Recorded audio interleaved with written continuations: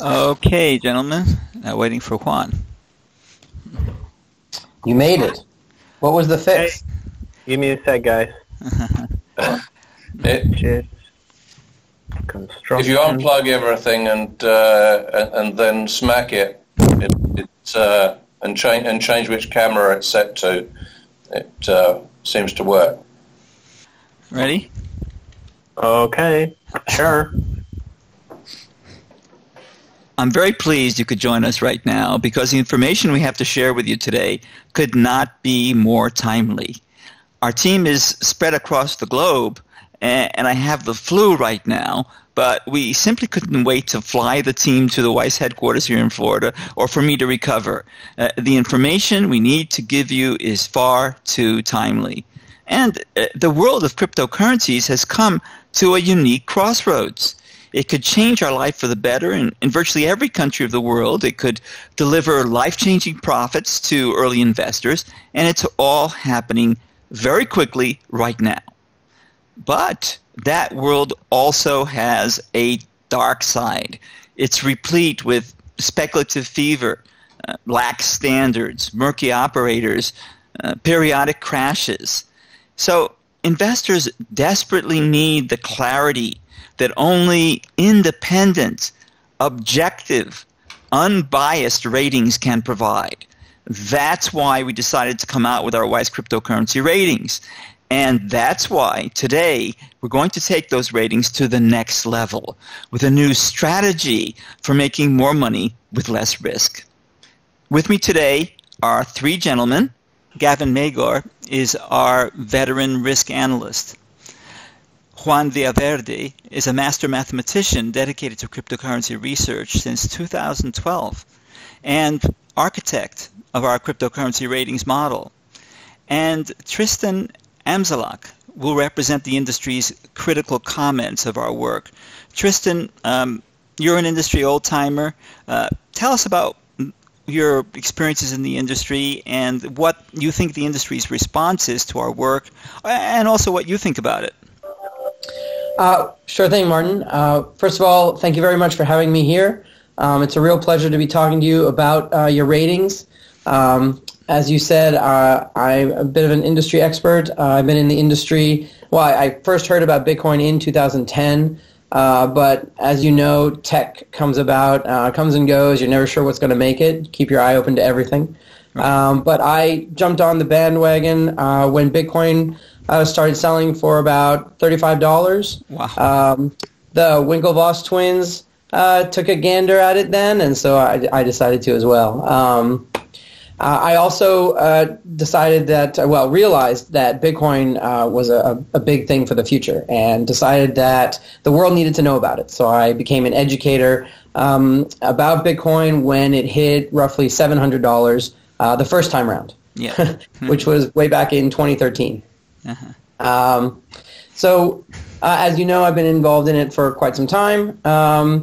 And I have to say that while I don't exactly agree with every single grade that you gave the cryptocurrencies, they are definitely a breath of fresh air for the industry. Thank you. They were a welcomed way to look at the different cryptocurrencies out there. No one had really taken a stab at it, so I definitely commend you for that, as I said, breath of fresh air for the market.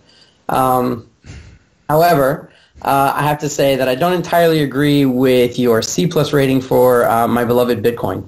Okay. I don't think you're the only person there, Tristan, because the fact is that people hate it. You know, we suffered a cyber attack from Bitcoin lovers on the eve of our release of the ratings, and there was a firestorm of protest about the C+ rating that we gave to Bitcoin. But, you know, we were right, because if you had got our C+ rating of Bitcoin, you could have avoided losing a lot of money in the recent crash. Well, I think this is a big controversy, Juan, right? So Yeah, you put your all your work behind this rating. Why don't you explain to us why are so many people mad as hell about our C+ rating of Bitcoin? Well, first of all, the one thing that I want to point out is that our cryptocurrency ratings are not a beauty contest. We're just looking at the numbers. I am a mathematician. I'm a statistician. So All our analysis are based on just hard facts. We look at the data, we crunch it, we take no sides. We don't analyze Bitcoin's history or tradition or the many things that some of the enthusiasts pointed out. For each crypto, we look at investment risk and reward, technology, and adoption. So while it is true that Bitcoin excels when it comes to adoption and brand recognition, it doesn't do so well on our technology risk and reward indices. Well, could you? I know there are tens of thousands of calculations involved, and I know I can't reproduce those. No one can reproduce those manually. But can you kind of pull out just some key indicators so that the average person can start to understand how to pick out their own best currencies? Sure. I'll start with technology. So one simple comparison that we came up with is the first mobile phones that took about 10 or 12 hours to recharge, and they only had a battery life of about 30 seconds. In comparison today... 30 minutes. Don't exaggerate. Sorry, yeah, 30 minutes. 30 minutes. Today's smartphones, on the other hand, they're not even phones anymore. Voice communication is just one of their many features. In fact, they're more like mobile computers, and you can do virtually anything on them. And we are seeing a similar evolution in blockchain technology. It's not exactly the same. There's also some people compare it to the internet, and yes, there's some analogy there. But we think there's also some merit to this phone analogy. So you have actually several generations of cryptocurrencies, like you had several generations of mobile phones. Yeah, right? Mobile phones. Yes. Could you go into that a little bit, like the first generation, second generation, third generation of cryptocurrency?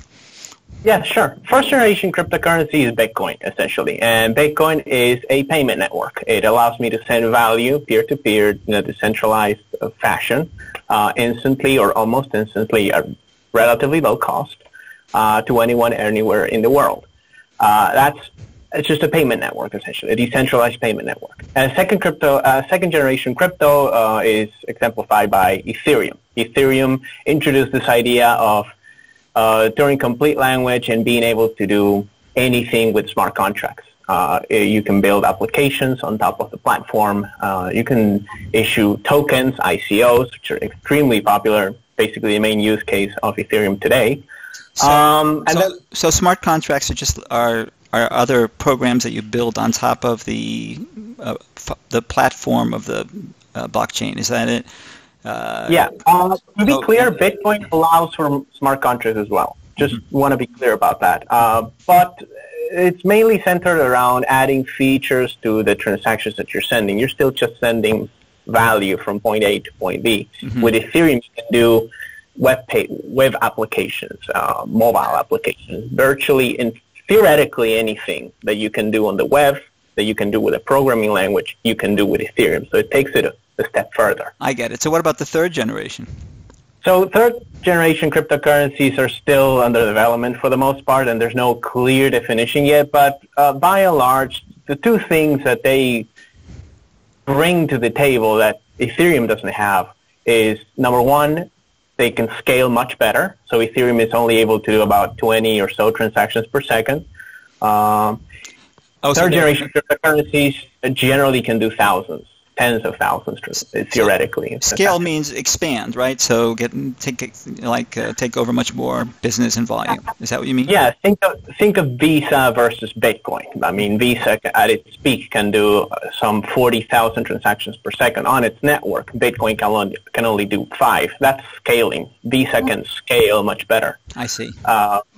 Ethereum is faster than Bitcoin, but it still has the same issues with scalability. So it cannot scale. You said that the third generation cryptocurrencies are still in development and so forth, but in the investor world, those cryptocurrencies are just taking the market by storm. Of course, and they're capable of doing almost anything. I mean, from what you told me, they can even run entire countries on those platforms. So let's say I want to select the best cryptocurrencies to invest in. What are the most important questions for investors? What are the most important questions that I should ask about each crypto before I decide to buy it? Well, in no particular order, some of the questions that we ask ourselves before we rate, I'd say the most important would be, number one, governance, which is basically the ability of the network to upgrade itself without going through contentious hard forks. Hard forks means when you split the network. For instance, Bitcoin, Bitcoin Cash, Bitcoin Gold. These are all splits of the network because they cannot agree on what path to take. So governance is like a voting mechanism, so they can actually vote and make a decision. It's a decision-making process. Essentially, yes. It's a decision-making process on how to implement upgrades. Okay. That's number one. Number two is how fast are the transactions. We need, as we said, thousands of transactions per second. If you want to compete with Facebook, if you want to compete with Visa, you need to do hundreds of thousands of transactions per second. And Bitcoin today is only 5. Only 5 per second? Yes. That is so slow.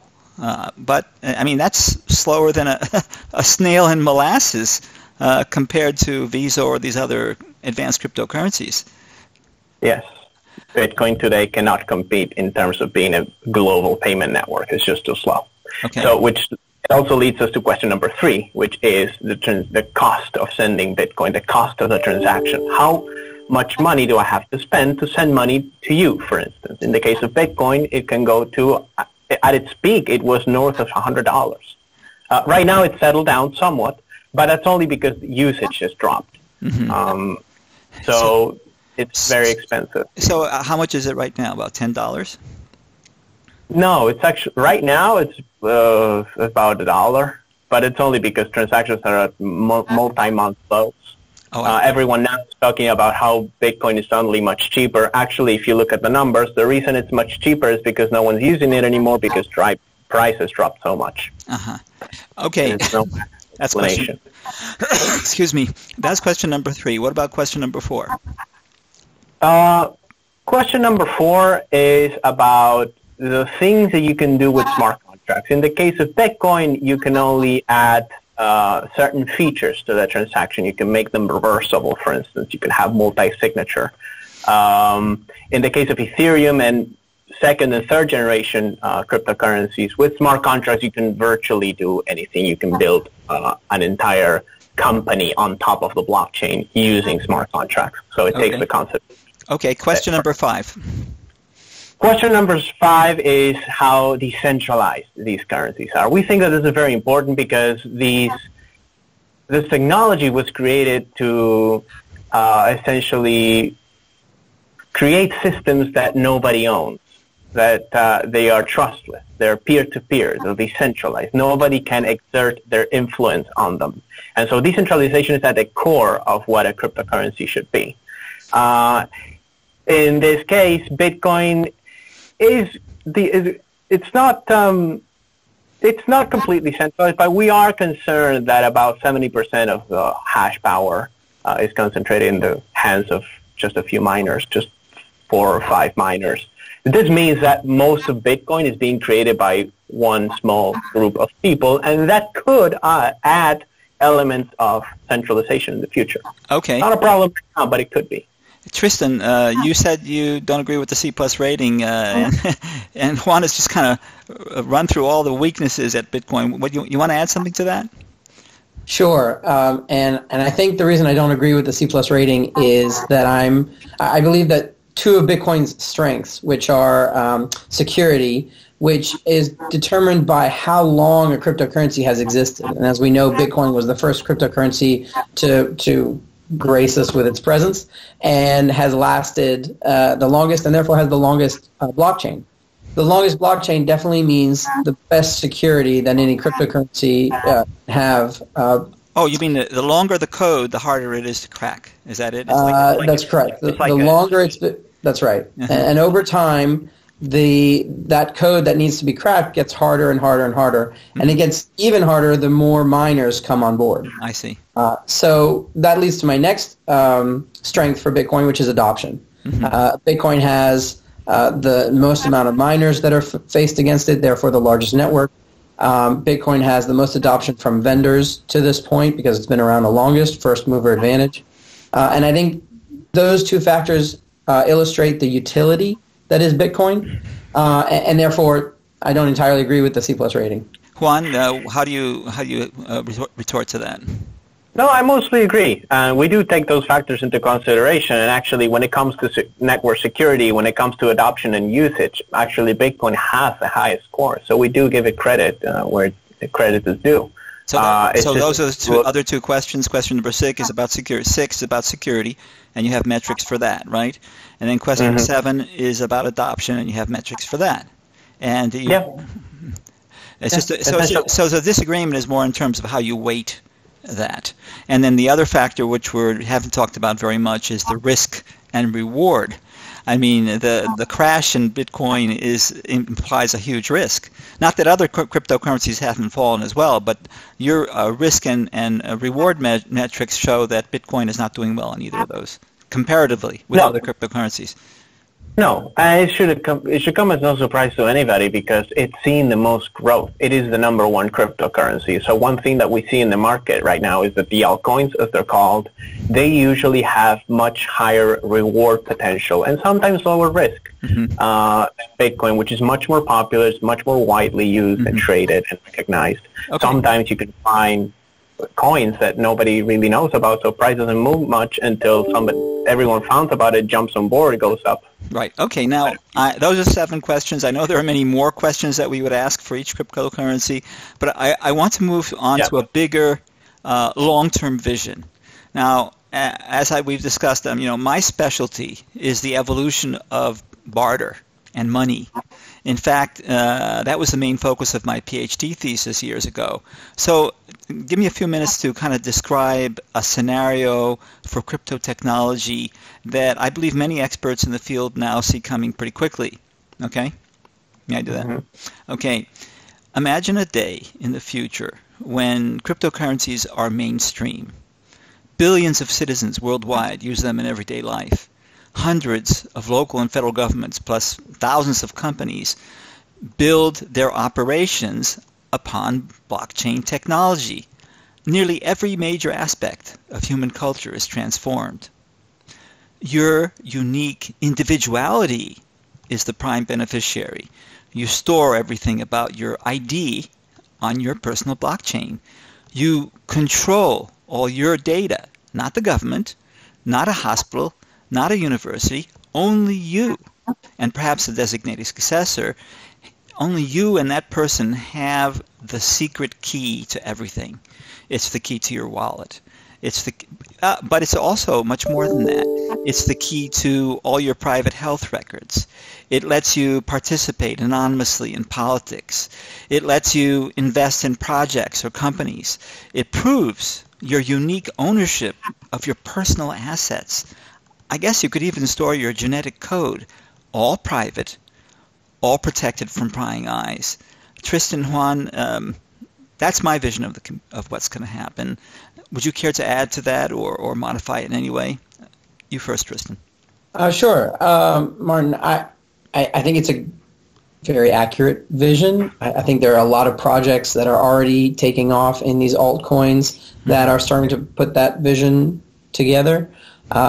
The question, I think, right now that faces the industry is it going to be more of a spread out model or one that stacks upon itself? And I guess what I mean by that is... there's going to be a lot of different coins, each in a different niche, or is it going to be just one that dominates? One coin, right, and then that gets built on top of that. And the reason I asked that question is if you look at the internet back in the 70s, they were trying to develop a way for communication to happen more efficiently across computers over this burgeoning internet. And they developed something called TCP/IP, which is the network protocol on which all data across the internet adheres to and gets transmitted by. And that became universal. That became universal, right? Yeah. And it became the internet that we know today. But what people don't realize is at the time they were competing IP protocols that had been released. But Okay. Sorry? Yeah. No, I've talked to Juan about this also. We had a big discussion about it, and he said, but this is the internet analogy. you can't have 2 and 3 internets. It doesn't work, but you can have multiple coins. That's true. Conflict. They're not in conflict. They can communicate with each other. That's true. Mm-hmm. But these things that exist are also being built on top of themselves, including Bitcoin. Bitcoin is actually a prime example of that. So people are developing technologies on top of these coins. So I think what will happen is you've got a wide field now, and it'll narrow up as we go. And so the question is, will Bitcoin be part of that narrowing, or will it fall by the wayside? Oh, okay. So you do agree there are going to be multiple coins, just not hundreds of them like we have today. Correct. Uh-huh. Today there are over 1,500 coins, and I think that's a little excessive. And they will definitely narrow over time. Juan, you don't have anything to add? I mostly agree with what you two said. I think that one thing that I would like to add, well, first of all, to address Tristan's comments, I absolutely agree. I think it will narrow. I don't think, as many people say, that they're called Bitcoin maximalists, that everything will be built on top of Bitcoin. I just don't see that in the future. I think Bitcoin is more likely to become more of a store of value due to its high security. It's virtually the most safe cryptocurrency to store value in, but there's other systems that will also coexist with it. And one thing that I would like to say is that it's hard for us to understand now where this space is going. I mean, it's going to transform the world in ways that we haven't even begun to understand yet. And one thing that I would like to say is it's not about currency anymore. It's so much more. It's really about the way you reach consensus. And what that means is consensus can be currency, but it can also be law. It can be politics. It can be countries. Everything that is a social structure is going to be transformed by this in a way that you just don't know. So at the core of this technology, what we're really building here is consensus. It's how we agree on something. How do we agree on what happened? How do we agree on what should be? This is at the core of what this technology is, and it's very revolutionary. Exciting and very revolutionary. Absolutely, and almost like an insurrection. Okay, you told me, Juan, that at the beginning of 2017, Bitcoin dominated the market with 90% of the market cap. Now it's down to about 37%. So that alone tells you that the second and third generation cryptocurrencies are already jumping in to occupy this space. And Bitcoin will not, we're not saying Bitcoin will die, but we're saying that it's definitely not going to be a monopoly. That's our view. That's my view. So let's now talk about those coins that are jumping into this space. And this is what our viewers have been anxiously waiting to hear. What are the coins with the highest rankings on our charts? Well, the first one would be EOS, one of the most important ones that's consistently high rated. EOS, okay. Yeah, but EOS won't be released until June. Yeah, EOS won't be released until June, but investors are already buying it in anticipation. You can already buy the token on the exchanges. So our ratings are for investors, and if investors are interested in this piece of technology, it really doesn't matter that it's not out yet. We have to somehow rate it so that we can give people guidance and say, hey, we think this is a good piece of technology. And you have all the data you need to rate it. That's what determines what we rate or not, whether we have the data or not. And you have it. Yeah, we have all the data. Yeah, we do. And it has a very good balance of risk and reward, which is what investors want. People have made a lot of money with EOS, yes. What is the other features of EOS that you'd like to highlight? Basically, EOS is a faster version of Ethereum. It can do everything that Ethereum can do, but it's just much faster. Whereas Ethereum can do 20 transactions per second, EOS can scale up to tens of thousands of transactions per second, so it can effectively outcompete Ethereum at its own game. That is basically why we think EOS is so promising. You mean we'll finally have a version of CryptoKitties that won't crash a network? Exactly. In fact, their stock CryptoKitties should move to the EOS network. So CryptoKitties is that game or something like that? From what I saw, it's a pretty silly game where they actually make little kittens. Correct, Martin. It was this game that was produced by a marketing firm. It was this experiment, I guess, on Ethereum, where you started out with a cat. Everybody who creates an account gets a cat, and they can breed that cat with other cats to make new cats, which they then take possession of. And then they can rent out those new cats for breeding to other players of the game. And it's all done through smart contracts on the network. So it's basically all based on cryptography, all in these long codes. Computer Correct. Codes, right? But people don't see that. All you can see is the kitties. But that's the genetic code of the kitties, right? Yeah, that's right. Yeah. It is the genetic code. So why is this so important in our discussion? Why are we talking about these silly crypto kitties right now? Well, in my opinion, Martin, it's a very elegant use of the platforms that are being created. I know, but why is it relevant to this discussion? Juan earlier was alluding to these platforms being able to take over existing infrastructure or existing services that we use today. Facebook. And CryptoKitties is an example of being able to really show that Ethereum can handle any type of idea or craziness that someone wants to throw at these types of networks. But there was a problem, wasn't there? Excuse me? There was a problem. There was a problem. It got too popular. And so what happened then? And so what happened is Ethereum fees skyrocketed because they congested the network at one point. I don't know if this is true anymore, but at one point it was taking like 15% of the bandwidth. So it showed that while the concept behind Ethereum is genius and revolutionary, Ethereum cannot do the thing that it set out to do because it just does not process enough transactions. So there are all these little kitties running around the network, and they clogged up the network. Is that it? Mm-hmm. I get it. Exactly. Okay. Well, and the net effect to that, Martin, was that serious business ICOs were affected. ICOs were slowed, or some people couldn't even affect their transactions in order to purchase some of these coins and tokens that these companies were trying to get or to deliver to their users. Okay, because they all consume the same bandwidth. Okay, so the main point is that EOS won't have this problem because it's so much faster. No. You can run CryptoKitties on EOS, no problem. It won't even, no one will notice that it's being run. I mean, EOS doesn't even have fees, for instance. You don't have to pay to use EOS, which is not the case with Ethereum. Every time you do something with the Ethereum blockchain, you have to pay a fee. Mm-hmm. So imagine having to pay for every like on Facebook. Every time you hit like on something, you have to pay. Oh, that's crazy. That's crazy. Well, that's the issue with Ethereum. Okay. Next currency. Let's talk about the next cryptocurrency. Enough on... So the next cryptocurrency that I want to talk about that we also recommend consistently is Cardano. Cardano is another third-generation cryptocurrency like EOS. I think if EOS is ambitious, I mean, Cardano is just off the charts.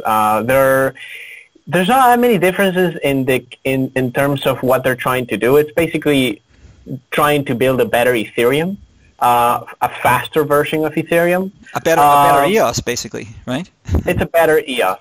One way to think about it is if EOS is an improvement upon Ethereum, then Cardano is an improvement upon EOS. Because I don't want to get too technical, but they're doing some things to fix some of the problems that EOS isn't even talking about. EOS is all about speed. Cardano is about speed, but much more. It's about how you upgrade the code.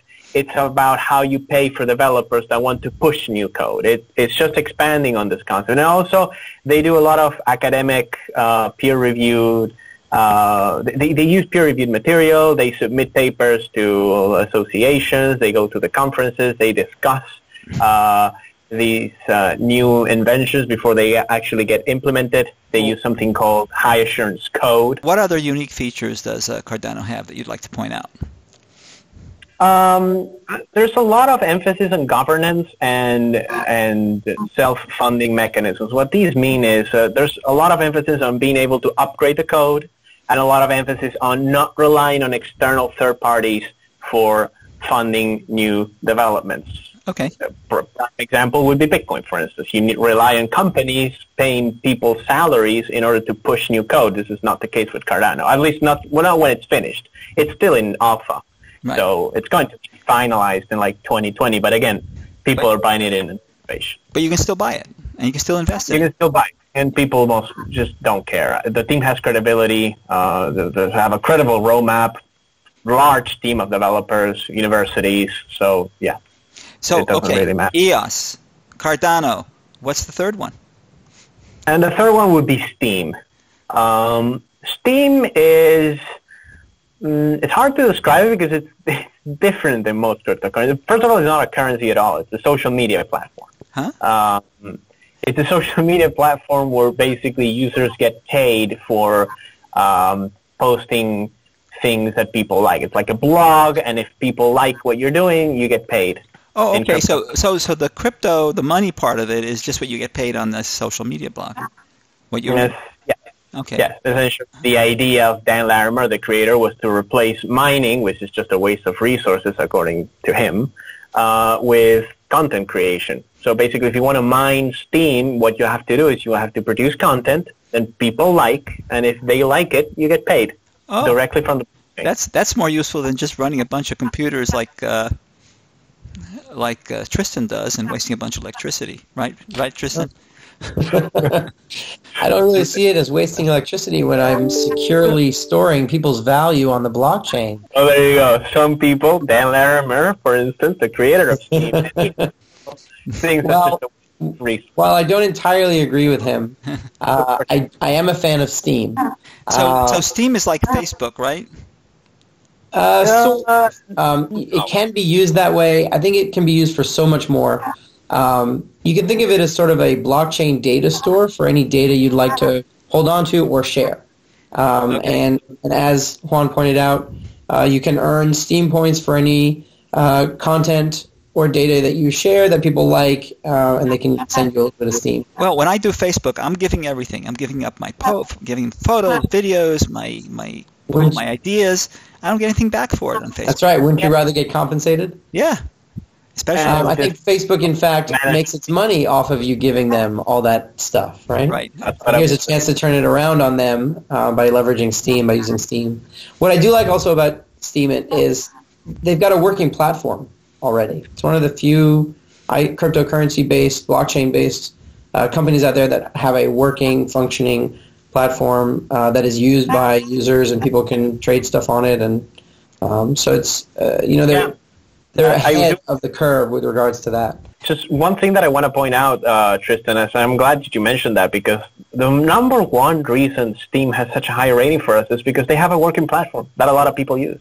I mean, regularly doing north of 1.5 million transactions on its network every day. That's higher than Ripple. That's like, I don't know how many times the volume of Bitcoin or Ethereum. It is probably one of the most successful blockchain applications in the world today.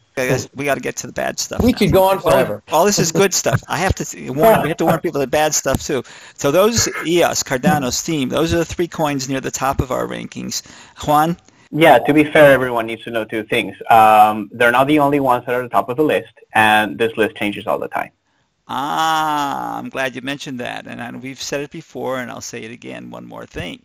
And that is our ratings are primarily for investors with the goal of making money. Now, sure, technology is a big driver of that, but at the end of the day, the question is, how much money can you make? And so with that in mind, our ratings are very sensitive to price volatility. They're very sensitive to prices moving up and down. And just by stabilizing for a period of time and starting to enjoy a nice steady recovery, a cryptocurrency can get an upgrade. And that's why the list changes all the time. And on that note, NEO is a good example of that. We've seen a lot of price stability recently in the face of a general decline in cryptocurrencies. So that gave it a boost. On top of that, we also saw that its usage metrics actually improved even in the face of this correction, which points to this platform getting more and more traction in the real world, which is also a main contributing factor for the recent upgrade. And NEO is what? Is it similar to EOS in some way? It's similar to EOS. It's more similar to Ethereum. I guess one way to put it is it's somewhere between EOS and Ethereum is NEO. It's much faster and more scalable. than Ethereum can be in its current form. It may not be as fast as EOS, however, it has other things going for it. Number one, it's already out, so people can use it today. Yeah. You can do ICOs on top of NEO today, and in fact, it's getting more and more popular amongst developers. So 2018 could be a great year for NEO in terms of the ICO market, whereas 2017 it was dominated by Ethereum. We think that a lot of those projects are going to start looking at moving into the NEO platform in 2018 and beyond. Okay. So it's there. It's got a good grade for a reason. Now, please give us a list of some of the coins to avoid. And I know they're not all bad coins, and they don't get bad ratings from us, right? So in this list, I want to clarify something first. Okay. When you're ready, I'll read off the names. No, I have the names. Okay. But we're not going to mention coins that are total trash and no one's buying, like Aurora coin or Quark coin or Einsteinium, that are basically used for mining, essentially. The only reason they exist is people still mine them and trade them on some exchange. We're actually going to give out some names that we don't think people should spend their money on because there's just not enough there. And so the list is it's 5 coins. And it's Bitcoin Cash, Bitcoin Gold, Vertcoin, Electroneum, and BitShares. And there's different reasons why. Bitcoin Cash, Bitcoin Gold, Vertcoin, Electroneum, BitShares. Okay, go ahead. And BitShares. And so the reason we selected one of these, each of these is different. Some are actually pretty good. Some are just not good enough. Let me start with Bitcoin Cash and Bitcoin Gold, which is basically the same. They're forks of Bitcoin. They're a prime example of why Bitcoin needs proper governance. One word of warning here. Just interrupt you just for a second. Just be very brief on these. We want to get to the really good stuff, which is the strategy that we're going to reveal today. Okay. Keep it short. Okay, sure. So Bitcoin Cash and Bitcoin Gold are basically forks of Bitcoin. So they do not have the same developer team. They do not have the same community behind them. So they're basically a worse version of Bitcoin. Why would you buy any of these when you can just get the real Bitcoin? I'm not going to get a lot of heat for saying the real Bitcoin, but it's true. Same can be said for Vertcoin. It's like a light version of Litecoin. It's just not enough there. I mean, there's not enough room in this industry for Me Too's. I mean, it's true the technology might be a little better, but not enough there. Electroneum is basically a marketing stunt. I mean, it's just their idea is to make it mobile friendly, and so they're spending time on things like how many decimal spaces people are feeling comfortable with. There's just not enough there. And finally, BitShares. BitShares is actually a good piece of technology. It's like the first version of EOS, but that's its main weakness. Why would you buy BitShares when you can have EOS that can do so much more, so much better? And so this is why we have this list of coins that people should probably stay away from. Tristan, what do you think? I think I agree mostly with his assessment of those coins. Interestingly, Juan, I mine Electroneum using old iPhones. But you are correct. It is a mining publicity stunt. But still, I'm able to mine them and make a little money, so why not for now? Bitcoin Cash is the only exception to, I think, Juan's assessment, in my view. When I turn to you, Tristan, what I meant to introduce is if you have any other criticism about our ratings overall. Okay, Martin, yes. I'm sorry to be the devil's advocate, but I do want to have another criticism of your ratings. Yeah, I was expecting that. Yeah, and that honestly is the risk-reward metric. I don't think that the major players in the industry view their coin list ratings in the same way you do because of that risk-reward comparison that I don't think a lot of them are making. I think a lot of them are looking at the values of the coins and what the coins can offer, but not necessarily comparing the risk at this stage. Yeah, but remember what we said at the outset. Our ratings are designed to help investors make more money with less risk. So we look at reward and risk for a very important reason. So far, no one has seen our analysis of just how much money you could make. And for the first time, we're going to give you the results of that analysis, and you will see the true value of our ratings. Okay. So, well, let's say you started at the beginning of 2017 with $10,000. You just bought Bitcoin and you held it through February this year. You could have made close to $78,000. Yeah, and that's bad. No, of course not. But instead, let's say you had invested those same $10,000 in the 5 cryptocurrencies with the highest Weiss ranking, and you'd rotated those in and out once a week as those rankings change. And that's the breakthrough strategy that we're announcing today. I repeat, you're going to buy the 5 top ranked cryptos on our list. That's not the letter grade, mind you. It's our unpublished rankings, 1, 2, 3, etc. Okay, and then we review those once a week and rotate them if the rankings have changed. And with that result, with that strategy, you would have taken $10,000 and you could have turned that into $599,512. And that's 7.7 times better than Bitcoin's spectacular advance. Even though it was a good year for the stock market as well, that's 293 times better than you would have done with the Dow Jones Industrials. Wouldn't I have made even more money if I had taken my 10,000 and put it into the top 3 instead of the top 5? Our back testing shows that with the top 3 or 2, you could have made even more money. But we like the top 5 better. It gives you a better diversification, and with better diversification, you get less volatility, so it's safer. Yeah, but let's suppose you rotated daily instead of weekly. Wouldn't that address that as well? Then you would have gotten blowout results, even beyond what we showed. But again, the average investor, I don't think, has the time or patience for daily rotation. And look, I mean, what we like about this, what makes me so confident in this strategy, is the fact that we ran it a dozen different ways, daily, weekly, 5, 4 cryptocurrencies.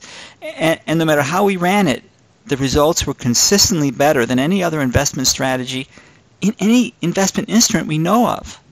Well, Martin, if you're so confident, did you invest your own money? Did you put your money where your mouth is? I will. I'm doing just that. I'm putting up $100,000 of my own money. We're just starting the strategy now, and we're making every single trade that our strategy recommends. $100,000? That's a lot for cryptocurrencies. It is. But you could start with any amount, and you could start with $10,000, $25,000. You could even start with $1,000 if you wanted to. Whatever amount is best for you. Tell me, how do you take into account the potential risk of the future? Needless to say, it's impossible to eliminate risk, especially in cryptocurrencies. So we have got 3 mechanisms that are designed to reduce that risk. First is our risk formulas, and to make it to the top of our list, a cryptocurrency has to score very well in the risk category. Secondly, we're not just monitoring the risk weekly, we're monitoring it daily. And then third, there is one more thing you need to learn about our strategy. Every time there's a profitable trade, we are designing a strategy to take 1/3 of those profits off the table and place them in a cash reserve. With that conservative approach, you could still have made the same $599,512. So, yes, there's a lot more to say about this, and that's why we've written a report about the strategy. But we can only allow a strictly limited number of investors to follow the strategy with us. And spaces are available on a first-come, first-served basis. Well, so let me ask you this. How much does an investor need to get started with your your portfolio strategy? Well, that's up to each investor. The profit potential in cryptocurrencies is so large, you could just invest 5% of your money and keep 95% in less volatile traditional investments. And then that 5% could be the tail that wags the dog in your portfolio. But remember, you don't want to be betting Granny's pension on this. This has to be money you can afford to lose. But also, think about this. This is the money that could be the big engine of growth in your portfolio.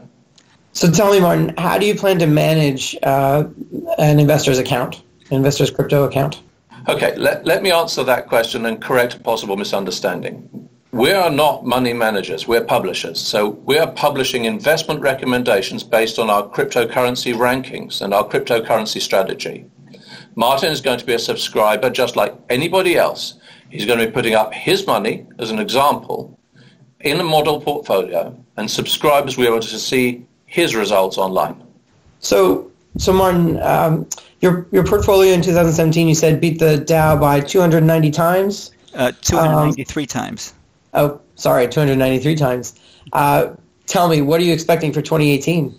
I'm not expecting that result for 2018 because of two factors. First, because I don't think I'm going to get the best prices. You see, after Juan sends out each trading recommendation to our members, I'm going to wait at least 2 hours. I want to give subscribers the opportunity to buy or sell before I buy or sell. Is that a big factor? Not typically, though. I mean, the bigger factor is the market. I personally don't see cryptocurrencies going up again like they did in 2017. I still think our highest ranked coins will do very well, a lot better than Bitcoin or the Dow, but as good as 2017, I think that's going to be tough. It's also possible investors could lose money in cryptos this year.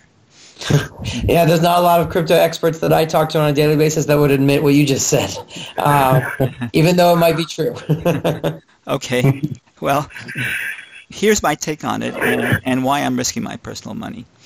If the best cryptos deliver just some fraction of last year's gains, it could be tremendous, especially if you're rotating into the cryptos with the highest reward and lowest risk, like we do, especially if those are the most promising and highest ranked cryptos overall, and especially if you monitor their risk every day like we do.